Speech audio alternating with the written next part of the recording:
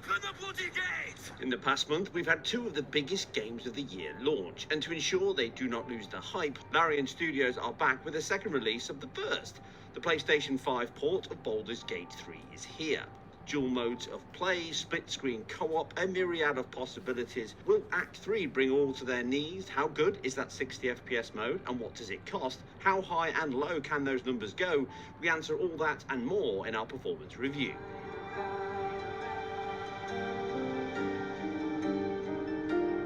Now, if you're looking for details on the game, the engine, split-screen graphics, and our bigger look at multiple PC APIs and Steam Deck, and we covered that last month in our PC review. Today, we focus on the PS5 port, comparisons to PC. So let's start with the modes it offers. Out of the gate, we have a simple toggle in the video menu to enable or disable performance mode. The text gives us some numbers with non-performance mode. Quality here for ease runs at a native 1440p, which matches the UI and output of the game, as no upscaling or reconstruction is present to push this up further. Image is sharp, as noted in the previous PC review, and has an obvious PC look to it, as I call it anyway, with low post-processing to the image, allowing fine details, textures and colours to stand proud and not be softened by any image effects such as motion blur or heavy TAA, although the engine's TAA does clean up shimmer, not aggressively so, and only softens the image slightly on sub-pixel areas in fine normal maps, hair, trees, etc. All in all, the image compared to a native 4K DLAA pass PC output is very close indeed, and does not benefit significantly with a 4K image, although it is obviously better for the comments down below. So, swords at the ready. Provoke the blade! Then suffer its sting.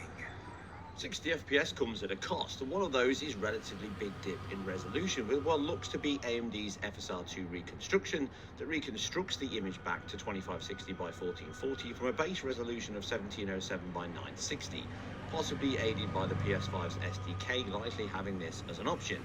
As currently on PC, only DLSS is supported as a reconstruction technique, with FSR1 being a spatial upscale method that non-NVIDIA GPUs must fall back on, and it's just not in the same league. Backing this up, as the team have stated, FSR2 is coming to PC this month or thereabouts in a patch, so the team could confirm if this is FSR2 later. Now, compared to PC running 1440p DLAA, and then FSR1 Ultra quality with TAA, the difference is minor, but the image is slightly softer on the PS5 due to that temporal pass, but this also makes it more stable. The image can be slightly sharper in some areas due to the sharpening pass versus the native 1440p output with no FSR2 pass present. However, this can cause more fizzle on alpha particles and certainly the hairpins of characters' heads and beards, which you can see here in these comparisons. Compounding the IQ issues, though, is the ghosting and sparse samples this lower temporal pass adds, with falling leaves and high contrast causing obvious blur and noise, which is not present with the quality mode. Again, looking similar to a base FSR2 implementation, but as TAA is TAA by nature, this is not the smoking gun that FSR2 is the culprit, I must stress. In lower contrast areas, this is not as obvious of a sacrifice though, and within a few minutes, the boost to temporal resolution versus increased frame rates hides the loss in spatial resolution, mostly. Aside this dip in resolution though, a hefty 45% reduction in raw pixels, no other FX changes aside depth of field, which drops to the cheaper Gaussian pass, or at least the non-denoise and non-circular option in the PC menu. All others appear to remain the same, with the same match to Ultra across all, aside clouds, which are on high in both modes, and any resolution-related effects such as shadows. As tested last time, the gap between Ultra and High is relatively small, so if the team did need that 10%-ish gap back, they could use it, but it does point to the fact that there's GPU headroom left on the table here, and this PC port currently at least doesn't utilize the PlayStation hardware to its fullest. Give her you get back. A moment, Giorna.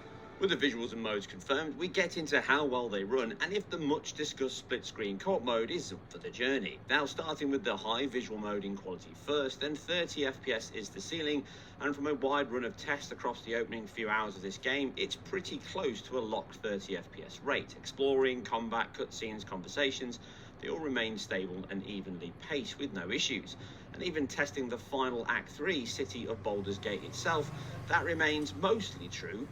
Mostly, but with these sections being notorious for CPU and data impact on even the best PCs on the market, some dips under 30 FPS can and will crop up here, mixed with stutters and jitters from streaming, memory instantiation and releases, along with just general context code and branching. Model language, these are your meat and potato bugs, and this act is even noted by the team themselves as a key area for optimization across PC and consoles alike. That said, the 30 FPS readout is solid enough, but exploring the city with so many NPCs, dense geometry, streaming, this heavily impacts the CPU, specifically whenever you move the camera, and this is likely being done by the PS5's CPU also, with the data streaming and decompression.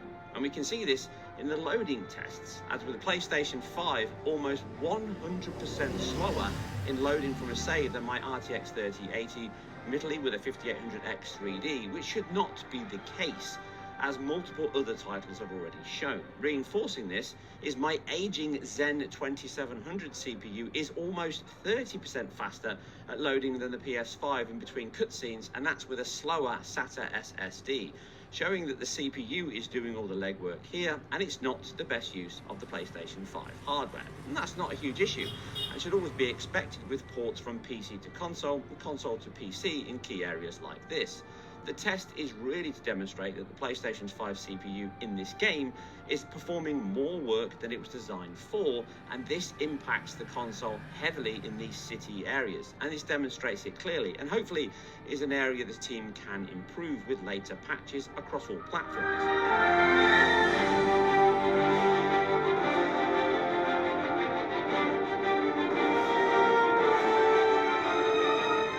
Now, taking the opening few hours, then the performance mode is again very solid. Close to a locked 60 FPS is maintained, with some stutters and jitters cropping up from time to time, as just mentioned.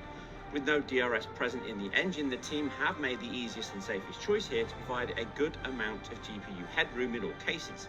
And this means that the GPU is rarely the cause for dips. Some may be bandwidth or such related during real-time cinematics, but these are never prolonged and can also just be general areas for optimizations, as just mentioned.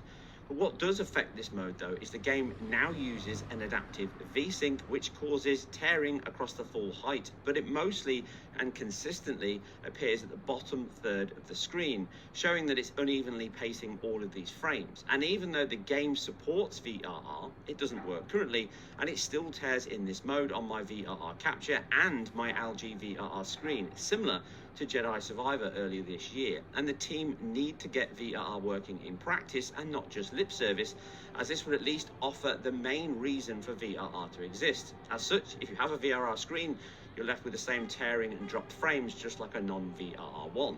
Thankfully though, during the opening hours, this is almost a non-issue, with dense areas of FX, alpha, combat and cutscene seeing some but not a large amount of dips, and with my 10-minute varied testing bringing in an average rate of 59.01 and a brief low of 44 FPS, with 95% of the frame times remaining at that target of 16.67 milliseconds, which leaves a tangible boost over that 30 FPS mode, and it's welcome, specifically because that doesn't have any motion blur, so it feels a little choppier going between the two. But this is not the same result in those previously mentioned final act, with it now tearing almost 100% of the time, and this is certainly 100% CPU and data related. Now we have this same performance mode coming in with a profile of an average of 30.7 in this stressful city, and it is here and only here from my testing that I recommend you switch to the quality mode, as this delivers through superior image quality at 1440p, more consistent frame rates because it's closer to its target of 33 milliseconds, even though it can still drop into the mid-20s in heavier sections, but more importantly, it's tearing free and more consistent, with the average frame rate being 29.1. It's a no-brainer.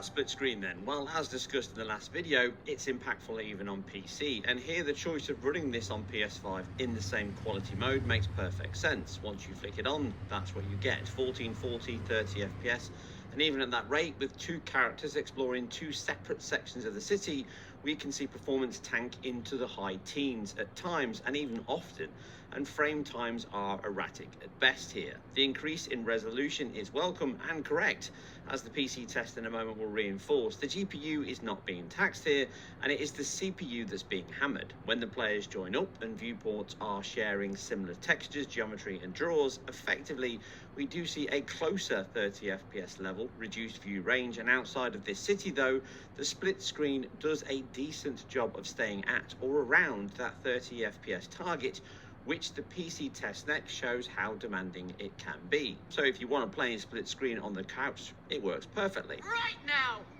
She's a thief, Hellspawn, and you will wait for Korga's judgment. Now get back! Using my best machine of an RTX 3080 paired with a Monster Gaming CPU in the Zen 5800X 3D, 8-core 16-thread, this is significantly faster than what's inside the PS5. Running the game at 1440p DLSS quality to make sure there's no GPU impact here, we get the same 1707 by 960 base resolution as the performance mode on PS5, but we now target 120 FPS. In the city, you can see that GPU is sufficiently undertaxed here, and the CPU and data throughput is being hammered. As such, even in just single screen, we can see dips into the 30s briefly on this machine. Once you move, the demands go up, likely from a combination of engine aspects, resulting in sub 60 FPS often in this mode, and the GPU has nothing to do with the rate we're seeing, as outside of this section, even with a native 1440p using DLAA, we hit 120 FPS most often, just not in the city. Now we throw in the split screen across Baldur's Gate town, and we can see frame times and rates often hit the 30 FPS range, and even below, with a low of 27 FPS, which is only 8 FPS higher than the PS5. Over the run of play here, the PC averages a more stable 40 FPS rate, and shows you that even far superior hardware in this act will not get you a lock 60 or even 30, and reinforces the team's decision. Optimization is required here and will benefit all players on all hardware. Hopefully once the Xbox versions drop, we can look forward to a patch that improves that. As these tests reinforce how demanding split screen is, as both players can be in completely separate areas of the entire game, and as the Series S has a limited amount of memory and power, it explains, as we covered last time and backed up again here, why the best choice was to drop that mode for the S, as is the case for the Steam Deck, out of the box anyway. It must be stated that outside of these demanding sections and a few others, the game does run well in split screen mode, and even on PC you can hit 60 FPS and above at many points. Closing out the CPU impacts here using the single player run across Baldur's Gate in its performance mode, using an RX 6800 paired with a 5600X 6-core 12-thread 4.6 GHz CPU, we can still dip below 30 FPS often, and even compared to the performance mode on PS5, we have an average 30% improvement on this CPU, with an average rate of 40.1 FPS versus 30.7 on the PS5, and a similar level of frame time highs and lows. The 5800X 3D by comparison is a further 53% faster than my 5600X here on average, which closes out how demanding this section is on the very best CPUs on the market.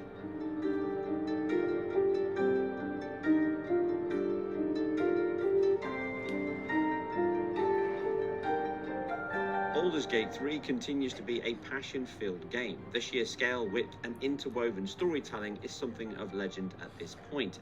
You can play the opening segment 5 times or more and still find new things and paths you never took. And the soundtrack is phenomenal, giving me vibes of Basil Padoris. I love the soundtrack to this game.